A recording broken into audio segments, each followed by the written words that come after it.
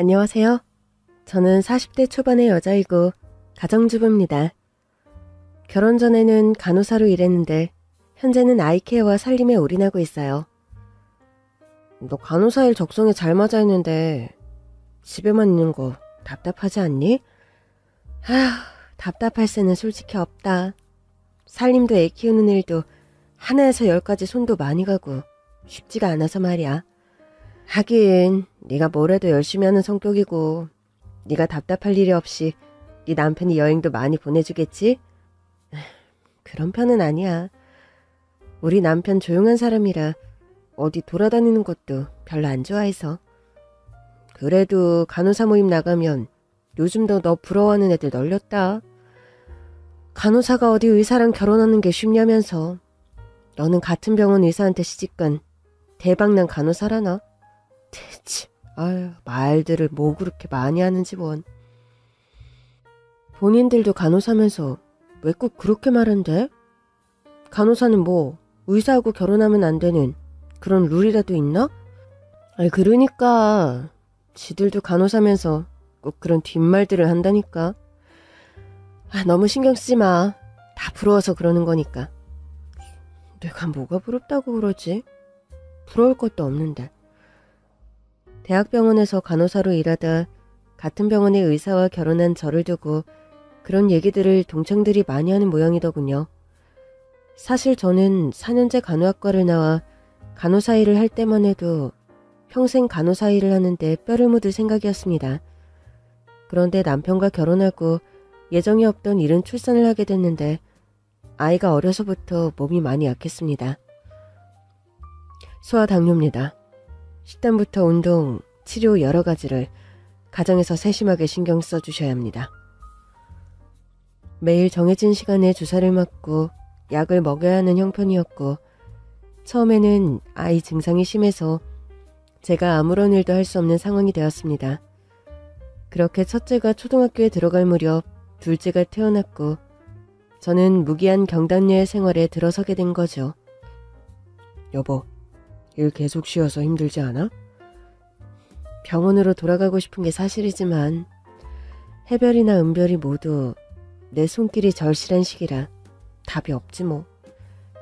결혼할 때만 해도 당신 하는 일 내가 많이 지원해준다 했는데 미안해. 아니에요. 내가 경단녀 생활 길어진 게 당신 탓도 아닌데 뭘. 둘째 아이는 아토피까지 무척 심해서 집밥이 아니면 식사가 불가능한 아이였죠. 조미료도 함부로 넣을 수 없고 이것저것 알러지는 또 어찌나 많은지.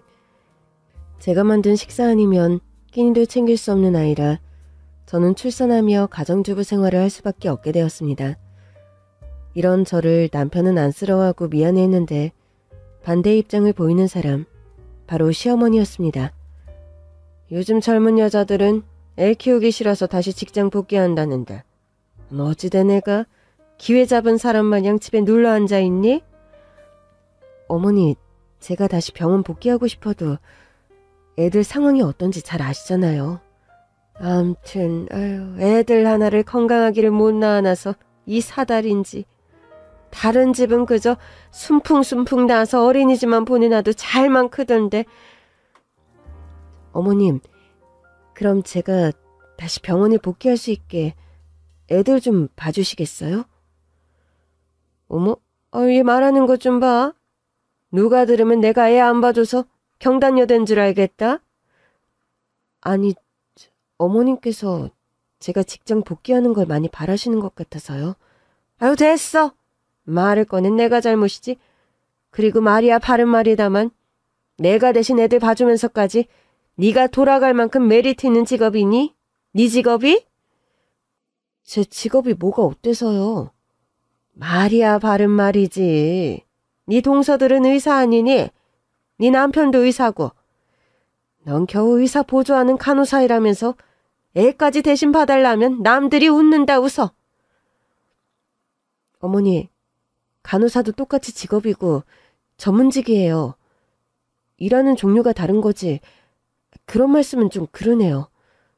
어찌돼 내가 넌. 아휴, 시어머니 하는 말에 따박따박 말댔구나 하고 네가 매사 그러니 네 동서들에 비해 비교를 당하는 거야. 동서들 직업이랑 친정 배경이 마음에 드시는 건 아니고요. 전 이런 말을 소리 지르고 싶은 걸 겨우 참았습니다. 사실 의사인 남편과 간호사인 제가 결혼을 한다고 했을 때 시댁의 반대가 엄청났습니다. 뭐? 간호사랑 결혼을 한다는 말이냐?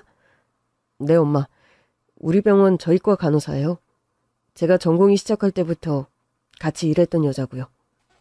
연애할 사람이 없어. 하필이면 넌 같은 병원 간호사를 골랐니?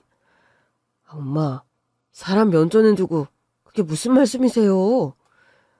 내가 이런 말 안 나오게 생겼어? 너 알다시피 넌 의사, 네 동생들은 나란히 법조인, 그리고 대학 교수다. 둘째 동생 와이프는 너 알다시피 의사고. 그런 우리 집안에 와이프감이라고 간호사를 데리고 와? 엄마, 시대가 어느 때인데 그런 말씀을 하세요. 직업에 귀천이 어딨다고 자꾸 그런 비교하는 말씀 그만하세요. 왜? 내가 비교를 못해? 듣자니 조실부모하고 양친 부모님도 안 계시다면서? 네, 어려서 부모님이 돌아가셔서 할머니 슬하에서 자랐습니다. 아휴, 들을수록 첩첩산중이구나. 그래, 네 할머니란 분은 뭐 하시는 분이야? 가정부 일을 오래 하시다가 얼마 전부터는 건물 청소 일을 하세요. 가정부? 청소부? 아유, 혈압이야. 아유, 너 당장 가서 엄마 혈압약이나 가지고 와. 불이 나게 혈압약을 가져오던 남편과 끝도 없이 저를 위아래로 스캔하며 탐탁치 않다는 얼굴로 훑어보던 시어머니의 못마땅한 눈빛이 아직도 기억에 생생한 저입니다. 제 가정환경이 유복하고 무난한 편은 아닙니다. 저희 엄마는 미혼모로 저를 낳았고 저를 낳자마자 얼마 안 가 돌아가셨다고 합니다. 네 엄마는 너를 가졌을 때 네 아버지란 놈에게 버림받았다.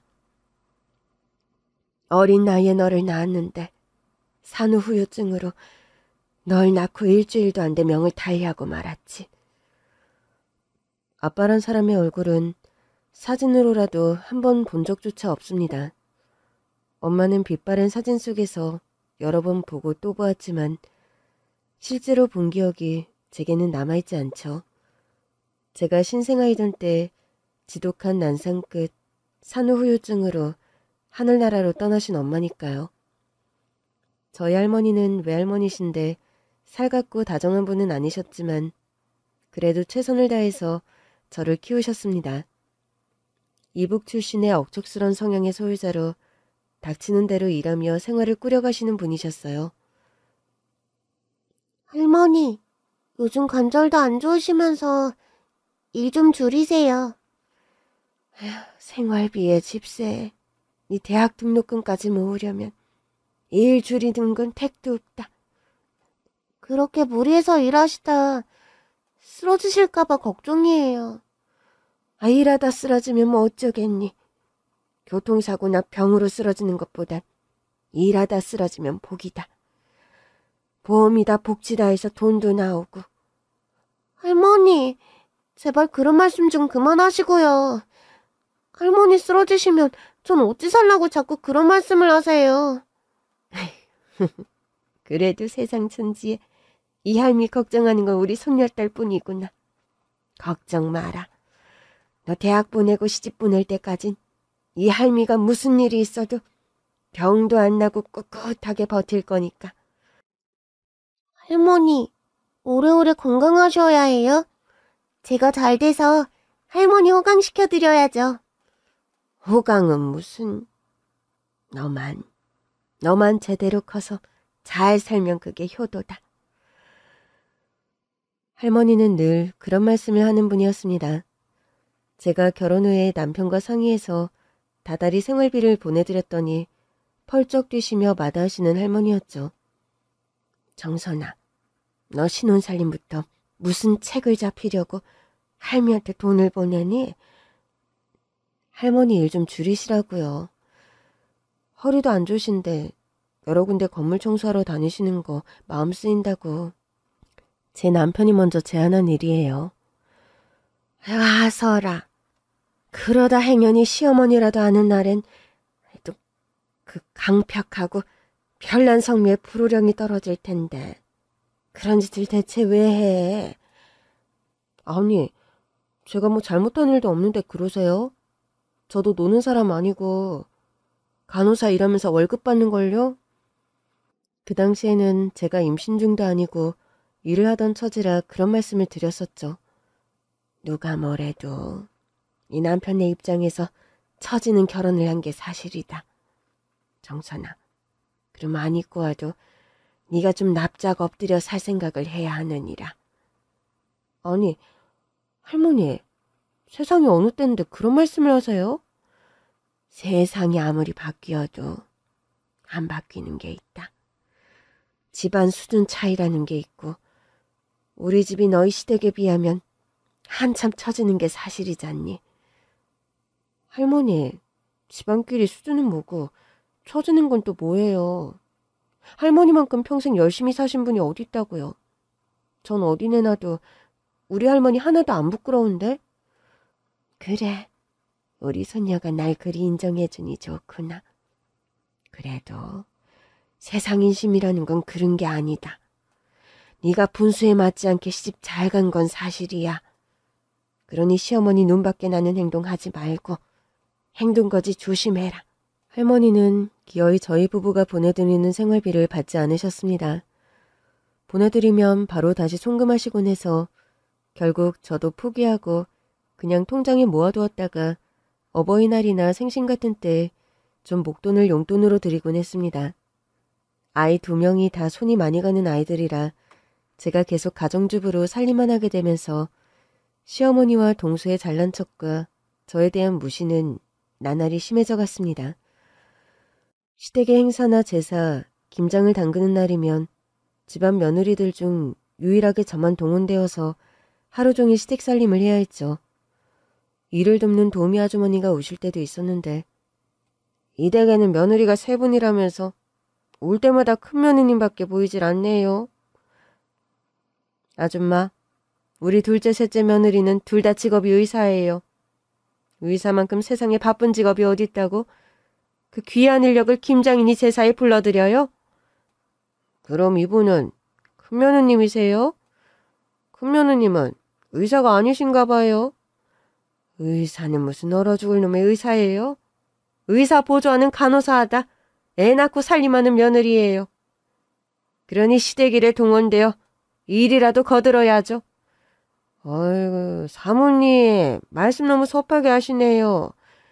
집안일이라는 게 해보셔서 알겠지만 태는 안 나도 얼마나 종일 힘이 드는데 안 그래요? 아줌마, 지금 우리 큰며느리 편들러 왔어요? 아니면 일하러 왔어요? 일당 받고 살림 도와주러 왔으면 얼른 일이나 하세요. 괜한 도우미 아주머니에게 성질을 부리는 시어머니였습니다.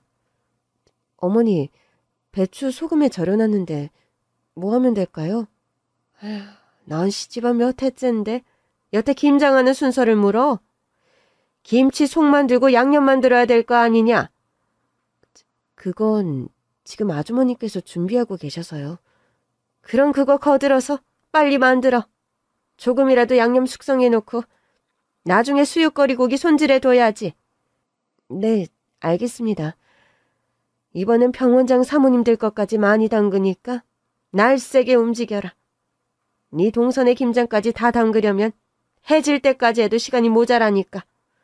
아침부터 저녁까지 종일 김장을 하고 나서 파김치가 될 정도로 지칠 무렵이면 저녁 먹는다고 뻔뻔하게 시댁으로 퇴근하는 동서들이었습니다. 어머 형님, 오늘 김장하느라 수고하셨어요. 매번 저희는 형님이 하시는 김장 얻어만 먹어서 어째요? 그런데 손맛은 또 형님이 최고시라 어쩔 수도 없네요. 손맛? 나 그런 거 별로 없는데. 무슨 말씀이세요? 어머님께서 손끝 제일 얇은 건 첫째라고 늘 칭찬이 자자하신데요?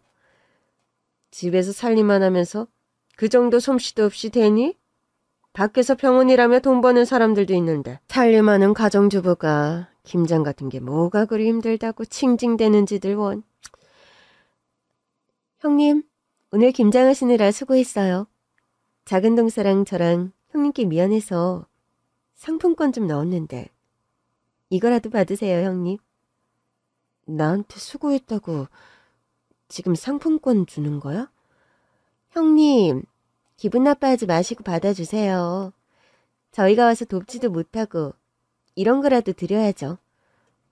제가 받기도 기분이 나쁘고 그렇다고 거절하기도 애매한 상황이라 좀 우물쭈물하고 있는데 넌 가진 것도 없고 내세울 것도 쥐뿔도 없는 애가 무슨 자존심만 살아서 상품권을 마다하니?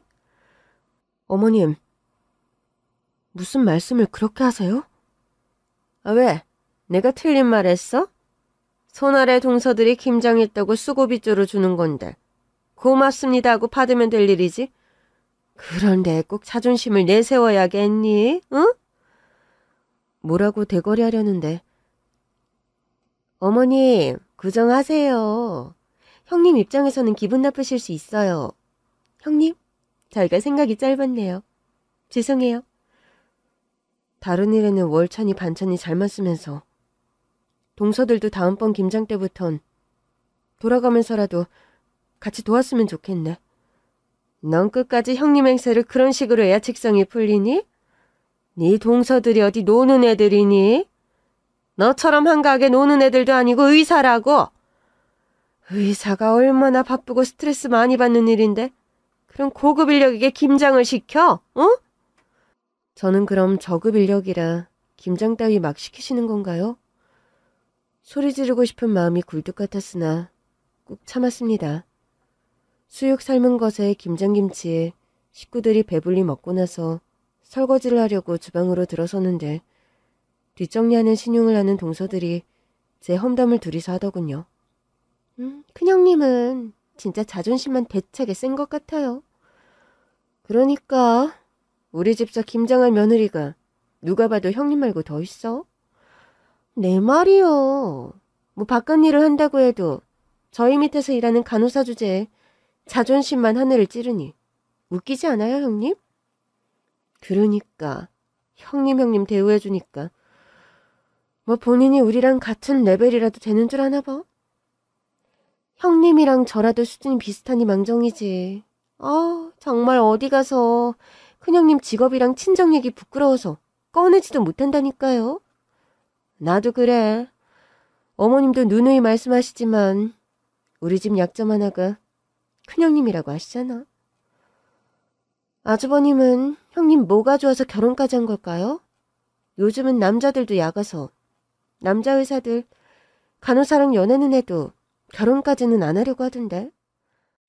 큰아주버님이 공부머리만 있지 세상 돌아가는 샘속은 아둔해서 그래. 사람이 좀 순수하다야 하나?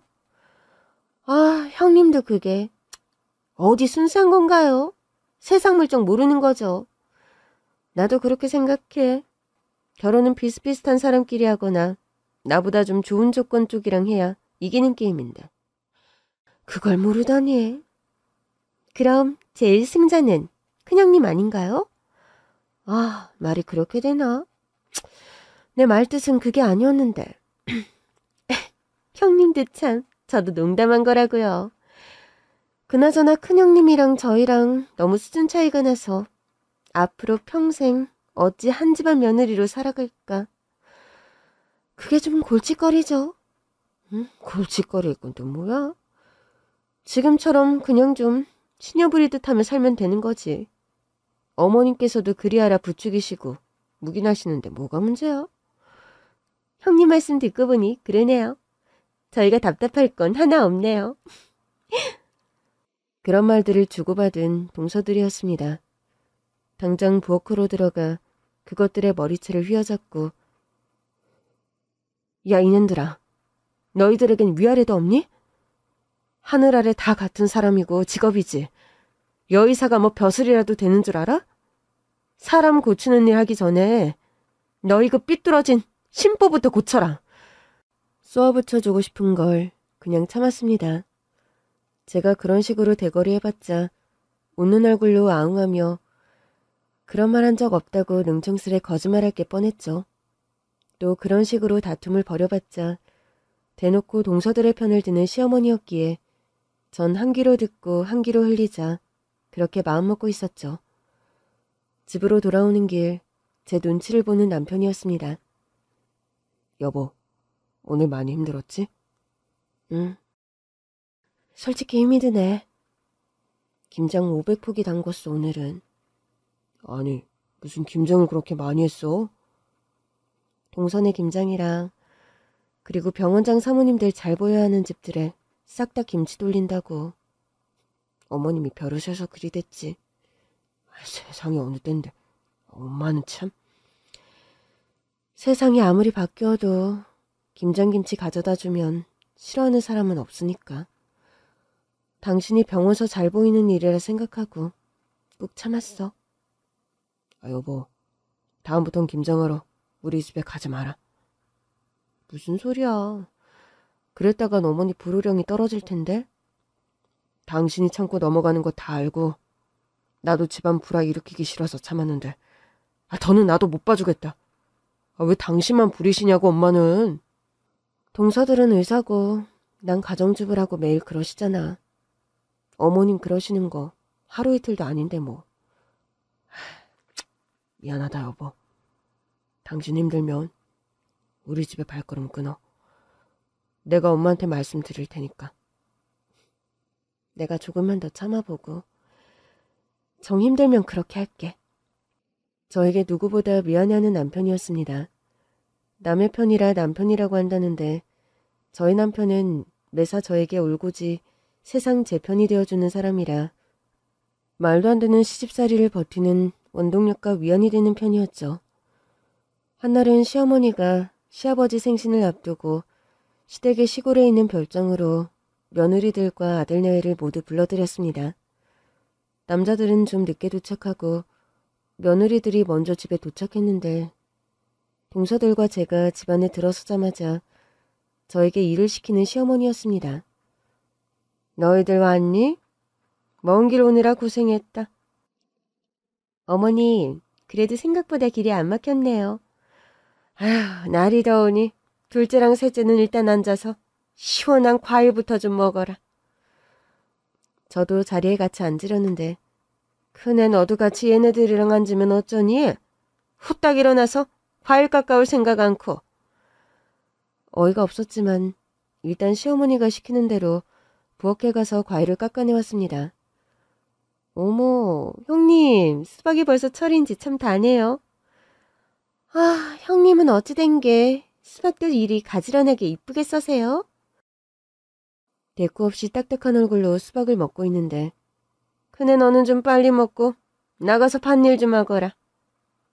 밭일이라뇨? 저 밭일 같은 거 해본 적 없는데요? 여기서 그럼 밭일 해본 사람이 어디 따로 있니? 시골 세컨드 하우스 꾸리고 살려니 손이 가는 데가 한두 군데가 아니다. 아유, 집 앞에 밭이 300평인데 지금 거의 방치 상태다. 네가 나가서 김도 좀 메고 밭을 좀 일궈놔. 어서. 이번에는 저도 너무 억울하고 화가 나서 시어머니께 대거리를 했더랍니다. 어머님, 듣자니 좀 너무하시네요. 아니, 아무리 차별을 하셔도 그렇지 시골집에 불러들여 저한테만 밭일하라는 게 말이세요? 너는 위아래도 없더냐? 가정교육을 그따위로밖에 못 받았어. 어디 며느리가 시어머니한테 눈 동그랗게 뜨고 대들어 대들긴. 어머님, 저 대드는 게 아니라 평소 너무 서운했던 점을 말씀드리는 거예요. 가정주부하는 며느리를 무슨 노예대하듯 하시는데 요즘 그런 식으로 대우하면 어느 며느리가 시댁에 오고 싶겠어요? 그래서 뭐 시댁 걸음 안 한다 협박이라도 하는 거야 지금? 그런 게 아니라요. 저나 동서들 가지고 차별 대우하시는 거 좀 그만하시라고요. 인간적으로 너무 기분 나쁘고 저 상처받는다고요. 상처? 아휴, 얘 말하는 것 좀 봐라. 시어미를 아주 세상천지 악한으로 몰아가네. 큰 며느리라고 일 좀 시켰기로서니 그게 그렇게 욕먹을 일이니? 그러니까 일이란 걸 왜 매번 저만 시키시냐고요. 전 너무 서러워서 울먹거리며 시어머니에게 말했습니다. 억울하면 누가 그런 집에서 태어나라든? 억울하면 누가 의대 가지 말고 간호대 가라든? 네가 모자란 걸 어디서 악다구니 치며 큰 소리야! 시어머니의 막말에 저는 말문이 막히고 말았습니다. 남편 말 맞다나 시댁과는 걸음을 끊는 것이 상책이겠다. 그런 결심이 서는 순간 시어머니가 마지막으로 비수를 꽂는 말을 하시더군요. 전문직 며느리랑 너 따위랑 같은 줄 알아? 얼른 나가서 밭이나 매! 전 일단 마지막이라는 심정으로 밖으로 나가 밭일을 했습니다. 동서들은 집에서 팽팽 놀고 제가 일하는 모습을 보면 남편도 뭔가 반응이 있을 거란 생각도 들었죠. 시어머니는 호미와 낫을 저에게 던져주듯 주고는 팽하니 집 안으로 들어가 버리더군요. 시위하는 느낌으로 밭을 메고 있는데 어쩔 수 없이 서러움이 복받치듯 밀려왔습니다. 혼자서 한참 감정을 추스르고 겨우 일을 시작하려는데 다시 눈물이 쏟아졌습니다. 그렇게 서러워 울면서 땅을 파기 시작한 순간이었습니다. 갑자기 집안에서 시어머니께서 헐레벌떡 뛰어나오는 모습이 보이는 겁니다. 전 무슨 일인가 싶어 그쪽을 주시하는데 숨이 차게 뛰어서 제 앞에 오더니 갑자기 바짝 엎드리듯 제 앞에 무릎을 꿇는 시어머니였습니다. 전 갑자기 시어머니의 변한 태도에 영문을 알 수 없을 지경이었죠. 첫째야, 너 당장 밭일 그만해라. 말까지 더듬으며 제 손에서 호미와 낫을 빼앗아 드는 시어머니였습니다. 아니, 갑자기 왜 이러시는 건데요?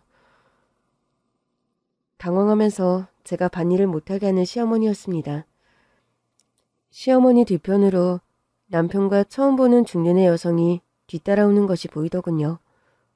여보, 지금 혼자 밖에서 뭐 하는 거야? 이 더운 날 설마 밭일하고 있었던 거야?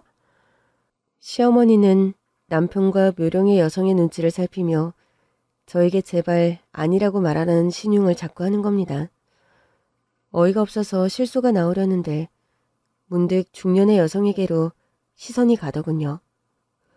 처음 보는 여자였는데 한눈에 봐도 머리에서 발끝까지 귀티가 줄줄 흐르는 사람이었어요. 여보, 그런데 옆에 여자분은 누구셔? 놀라지 말고 잘 들어. 자기야, 이 여자분이 바로 당신 친엄마시래. 뭐라고? 지금 나하고 장난해? 우리 엄마는 나 낳고 산후우울증으로 돌아가셨어. 지금 무슨 자다가 봉창 두드리는 소리 하는 거야. 우리 세란이가 이런 모습으로 컸구나. 저에게 다가오며 다짜고짜 저를 안고 오해를 터뜨리시는 중년의 여자였습니다. 대체 누구신데 저한테 이러세요?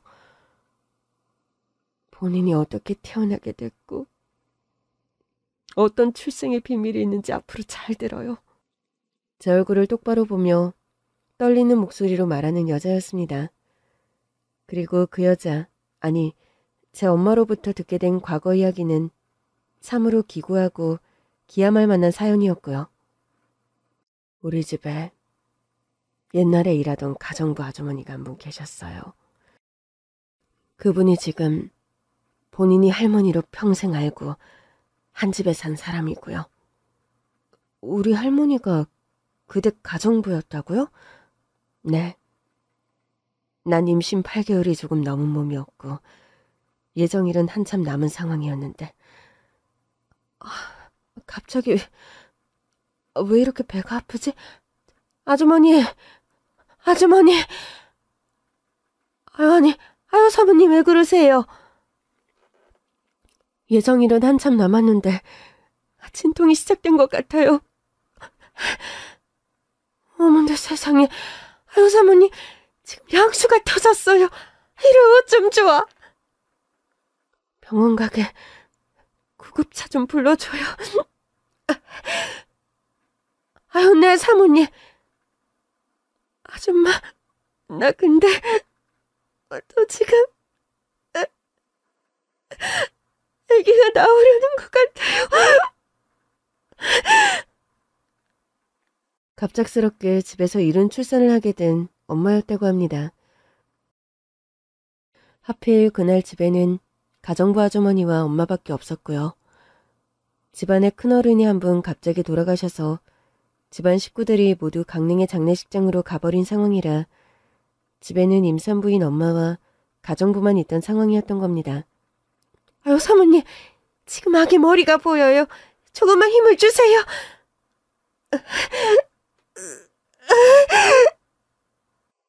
예정일보다 이른 출산을 하며 엄마는 힘겹게 저를 집에서 낳았고 진통을 겪다가 저를 낳은 후에는 한참이나 기절을 하셨다고 합니다. 그리고 까무룩 잠에 들었다가 깨어났을 때는 캄캄한 밤이었다고요.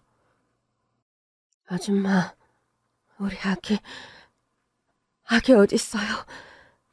사모님, 예쁜 공주님을 낳으셨어요. 눈, 코, 입이 사모님을 쏙 빼닮았네요. 엄마는 한참 혼절하듯 기절 끝에 깨어나 품에 안은 아기가 당연히 자기가 낳은 아이라 생각했답니다. 그런데 그 아기가 네가 아니라 가정부가 집에서 데리고 온 본인의 손녀였던 거다. 아니, 그게 대체 무슨 말씀이세요? 그 가정부에게는 딸이 한 명 있었는데 마침 비슷한 시기에 그 딸이 미혼모 신분으로 애를 낳았던 거야. 그럼 그 아기랑 저를 바꿔치기 했단 말이에요? 그래. 그 가정부의 몹쓸 짓으로 평생을 나는 남의 자식이 내 딸인 줄 알고 살았다. 영숙이, 너 내 말 잘 들어라.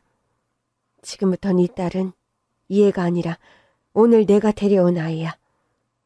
엄마, 이게 대체 무슨 일이에요? 아무리 간이 커도 그렇지 어떻게 주인집 아기랑 우리 아기를 바꿔치기 한단 말씀이세요? 너 홀몸으로 어떻게 애 키우려고 그래? 아비도 없이 가진 거 없는 집안에서 그 아이의 미래가 과연 어떻겠니? 엄마, 아무리 그래도 어떻게 남의 자식이랑 내 자식을 바꿔 키워요? 난 지금도 과거에 널 낳은 날 가능하다면 부잣집에 널 보내지 못한 게 지금까지 철천지한이다. 내가 가진 것도 없는데 호럼이 둘이 아이를 키워봐야 뭘 얼마나 잘 키우니. 그래도 엄마, 내 아이는 내가 키우고 싶어요. 그럴 각오였으면 미련하게 왜 아빠에게 버림을 받아? 널 애비 없는 가난한 호럼이 밑에서 자라게 하느라 네가 지난 세월 얼마나 많은 눈물을 흘렸는지 아니? 제발 정신 차려라. 우리 손녀딸, 그래, 네 딸은 그 부잣집 딸로 살아가는 게 100번 1000번 낫다. 엄마, 그래도 이건 아니에요. 이건 정말 아니야. 그만 울어. 네가 속상해도 이젠 아무것도 되돌릴 수 없다. 내가 데리고 온 이 아기가 앞으로는 네 딸이고 내 손녀야. 그때의 가정부, 그러니까 제가 할머니로 알고 평생 살아온 외할머니는 저와 본인의 손녀를 바꿔치기 했던 겁니다. 그날의 충격 탓인지 할머니의 딸은 산후우울증이 악화되어 명을 달리한 거고요. 도무지 너무 놀라운 사실이라 저 지금 아무것도 안 믿겨요. 내 딸이라고 믿고 산 그 가짜 딸아이가 지금 신부전증 말기로 수술을 앞두고 있어요. 집에서 가족들이 기증적합 검사를 받으며 그 아이가 우리 딸이 아닌 걸 알았고 꾸준히 연락하며 지내온 그 댁 할머니, 그러니까 그 몹쓸 가정부가 지 손녀딸이 생명이 위독하자 어쩔 수 없이 이실직고 한 거고요. 전 망치로 얻어맞은 듯 너무 큰 충격을 받아 아무 말도 나오지 않았습니다. 일단 저는 그 중년 여성과 친자 확인 검사를 했어요. 결과는 모녀지간이 확실하다는 판결이 나왔습니다. 저는 당장 할머니를 찾아가 따졌습니다. 할머니는 자신의 친손녀에게 신장이식 수술을 해준 터라 병원에 입원해 있는 상태였고요. 할머니, 대체 어떻게 이런 일을 벌이셨어요? 미안하다. 미안해. 내가 처음부터 이러려고 그런 건 아니었는데. 평생을 그렇게 저와 제 가족들을 기만하고 사시니 좋으셨어요? 왼수 같은 가난이 너무 싫어서 내 손녀딸에게는 그런 가난을 대물림해주기 싫어서 그랬어요. 제발, 제발 나를 용서해줘요, 아가씨. 아가씨라고요? 제가 할머니에게 사실은 아가씨였던 거군요. 수술받은 지 얼마 안 돼서 회복이 덜 되어 끙끙거리는 할머니에게 더 따지는 것도 무의미하다는 생각이 들었습니다. 너무나 엄청난 일이 과거에 벌어졌고 그 때문에 저는 평생 가족들 얼굴도 모르고 살아온 겁니다. 신부전 말기 환자였던 할머니의 진짜 친손녀는 할머니에게 신장을 기증받고 목숨을 건졌다고 하더군요. 친자 확인 검사 결과가 나오고 저는 남편과 함께 진짜 가족들이 있는 집으로 인사를 갔습니다. 저희 진짜 친정은 가정부를 부렸다는 부잣집답게 엄청 대저택이더군요. 저희 아빠는 돌아가시고 없으셨는데 생전에 중소기업을 운영하던 사장님이라 하시더군요. 네 아빠가 살아계셨다면 얼마나 좋아했을까? 저를 끌어안으시며 다시 우시는 엄마였습니다. 네가 우리 진짜 손녀 세린이구나. 아유, 우리 세린아. 제 진짜 이름이 세린인가요? 그래, 네 이름은 세린이란다. 우리 딸 세린이. 먼저 명을 달리한 제 아빠 얼굴이 아주 붕어빵이구나. 아유, 원통해. 어찌 세상에 이런 일이 있을 수가 있단 말이니. 할머니와 엄마는 저를 끌어안고 한참을 우셨습니다. 무슨 운명의 장난인지 가정부 한 명을 잘못 들여서 집안에 이런 사달이 나다니.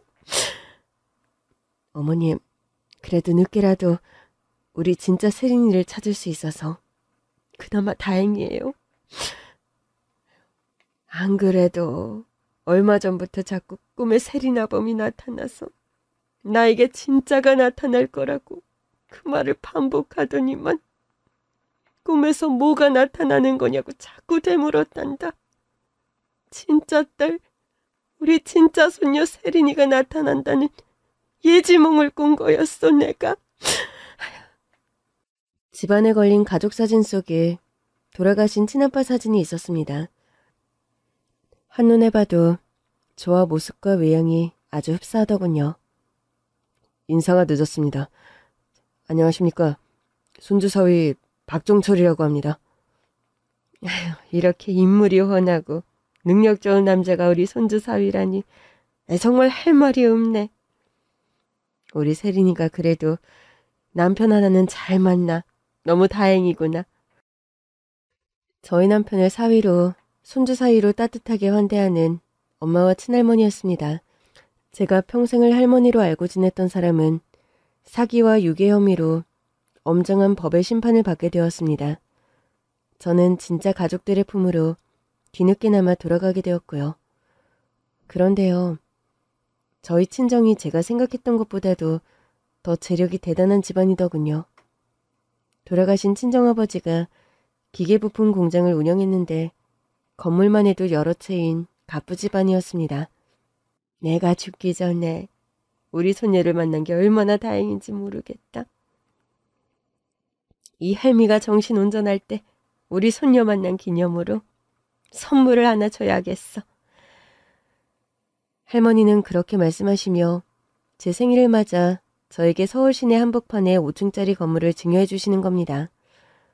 할머니, 제가 받기에는 너무 거한 선물이에요. 전 할머니며 엄마며 진짜 가족을 찾은 것만도 너무 행복하고 감사한 일인데. 이렇게까지 안 하셔도 돼요. 아니다. 어차피 너에게 상속해주려는 물건이었다. 듣자 하니 네 남편이 대학병원 월급쟁이 의사라면서 개원할 생각이 있으면 네 건물자리 하나에 병원을 해보는 건 어떻겠니? 사실 안 그래도 남편은 개원이가 장래 목표였습니다. 그렇지만 당장 병원을 개원할 만큼의 경제적인 여유가 없어서 미뤄뒀던 일인데 갑작스레 제가 부잣집 상속녀가 되다 보니까 남편이 개원이 앞당겨졌죠. 친정엄마는 저와 남편 아이들이 사는 집을 보시곤 너희 지금 사는 집이 나쁘진 않지만 내 식구 살기에는 좀 좁은 것 같구나. 그런 말씀을 하시면서 친정집에서 5분 거리에 2층짜리 단독주택을 마련해 주시는 겁니다. 장모님, 집까지 마련해 주시니 제가 염치가 없어 드릴 말씀이 없네요. 가진 거 하나 없는 집에서 큰 우리 세린이를 조건 없이 사랑해서 결혼해준 남자라 들었네. 순수하게 우리 세린이를 선택해준 것에 대한 보답이라 생각하게나. 엄마, 나 갑자기 신데렐라라도 된 것 같아요. 갑자기 건물이 생기고 대저택이 생기고 이런 일이 나에게도 생긴다는 게 꿈만 같아요. 무엇보다 세린아, 엄마는 진짜 딸을 찾은 게 꿈만 같다. 예전에 그 아이를 키우면서는 뭔가 설명할 수 없는 찜찜함과 의욕이 늘 있었는데 그게 뭔지를 이제야 알았어. 피는 물보다 진하다더니 널 보는 순간 엄마는 직감했었다. 네가 바로 진짜 내 딸이란 걸 말이야. 그 엄마가 딸로 알고 지냈다는 사람이요. 그 사람이 신부전증 안 걸렸으면 평생 모르실 수도 있었겠네요. 그러게 말이다. 키울 때도 가족 누구도 닮은 사람이 없어서 사람들이 농담 삼아 그댁 딸은 주워온 딸 아니냐 했었는데 한 귀로 듣고 한 귀로 흘린 내 실수였다. 그럼 그분은 지금 어찌 지내나요? 키운 정이 그래도 있어 나서 기본 생활할 단도리는 해주고 보냈어. 공부를 제법 잘해서 학위도 있고 본인 먹고 사는 데는 지장이 없을 거다. 그 엄마의 가짜딸로 평생을 산 여자는 현재 할머니의 옥바라지를 하며 대학에 시간 강의를 나가고 있다고 하더군요. 어찌 보면 그 여자 역시 피해자라 안 됐다는 생각이 들었습니다.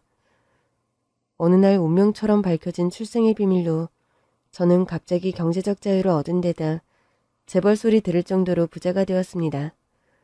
무엇보다 저는 남편 꿈이었던 개인 병원을 열게 해줄 수 있게 돼서 기쁘더군요. 그런데 더 웃겼던 변화가 뭔 줄 아세요?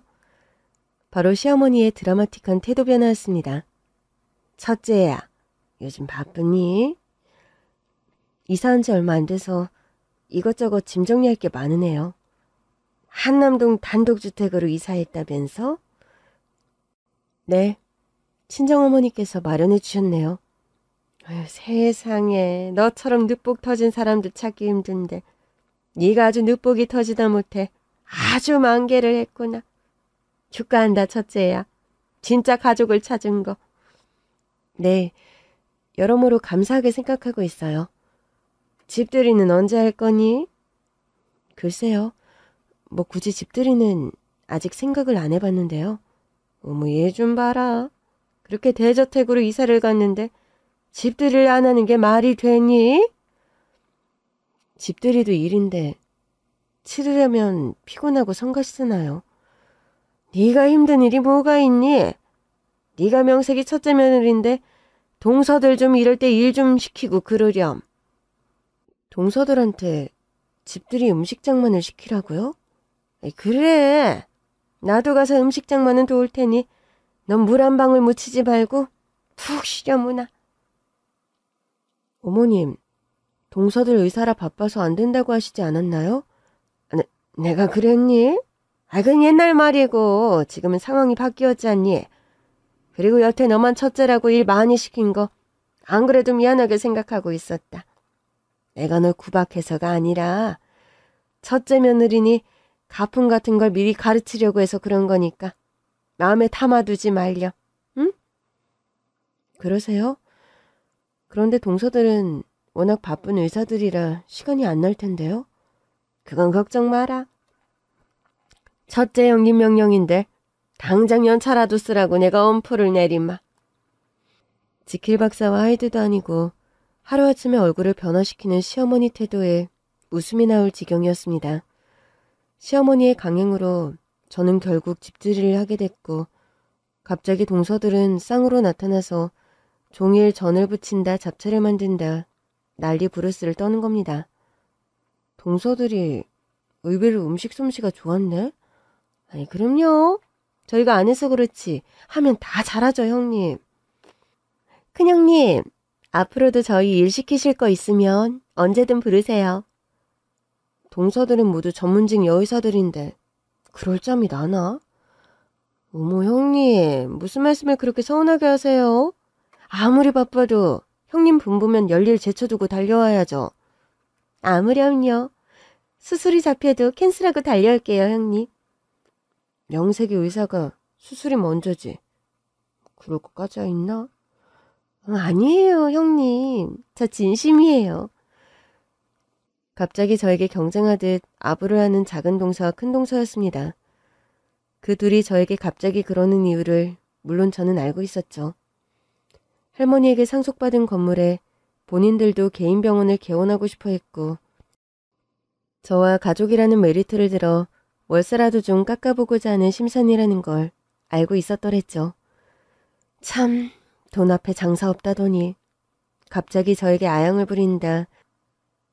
형님 하며 입안에 혀처럼 구는 동서들이 우스웠습니다.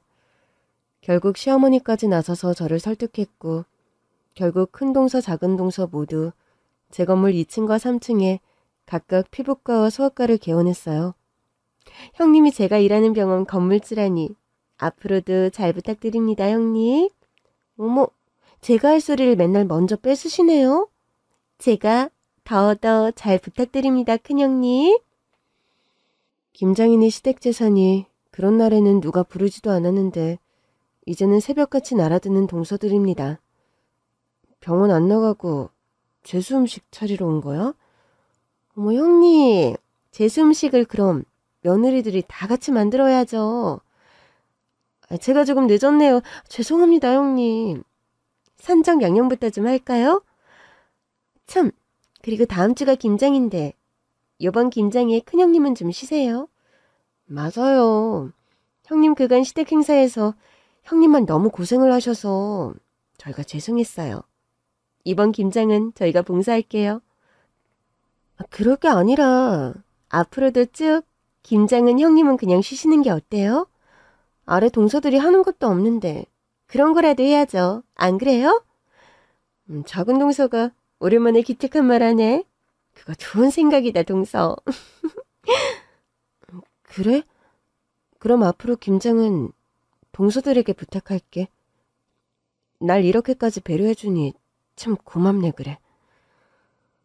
동서들의 태도 역시 드라마틱하게 저자세로 변화했습니다. 새삼 돈의 위력이란 게 이런 건가 싶어 통쾌하면서도 좀 씁쓸한 생각이 드는 것도 사실이었죠. 여보, 개인 병원 개업하니까 할만해요? 나야 뭐 장모님이랑 할머님 도움으로 시작해서 스트레스가 덜하지 뭐. 당신 버킷리스트가 생각보다 빨리 실현돼서 나도 기뻐. 당신이 친정엄마 빈자리를 늘 그리워했는데 당신한테 가족이 생겨서 나도 마찬가지로 기쁘네. 갑자기 돈 걱정 없이 살게 되니까 기분이 좀 뭐랄까 붕 뜬 것 같기도 하고 솔직히 적응이 잘 안 되네요. 그래? 그래도 당신은 흥청망청 쇼핑하는 스타일도 아니고 뭐 달라져 보이는 것도 없는데? 여보, 그래서 말인데 나 기부사업 좀 해볼까 하고요. 어떤 쪽에? 뭐 생각해둔 분야라도 있어? 내가 우리 첫째 해별이가 많이 아파서 고생을 많이 했잖아요. 소아 희귀병도 엄청 많고 또 많이 드는 난치병도 많은데 그런 애들 대상으로 정기적으로 후원을 좀 해보려고요. 그거 너무 좋은 생각이다 여보. 내가 요즘 안 그래도 너무 하늘에서 뚝 떨어진 떡을 쉽게 맛보는 느낌이라 뭔가 기분이 그랬는데. 당신이 너무 좋은 결정을 했네. 당신이 흔쾌히 오케이 해줘서 고마워요. 남편과 또 친정엄마의 적극적인 지지 속에 어린이 난치병 재단에 후원을 시작했습니다. 건물에서 나오는 수익과 남편 병원에서 나오는 수익의 일부분을 재단에 정기적으로 기부하기 시작했어요. 세린 네가 갑자기 환경이 바뀌어서 적응을 잘할까 좀 고민도 됐었는데 이렇게 좋은 곳에 돈을 쓸 줄 안다니 너무 뿌듯하고 기특하구나.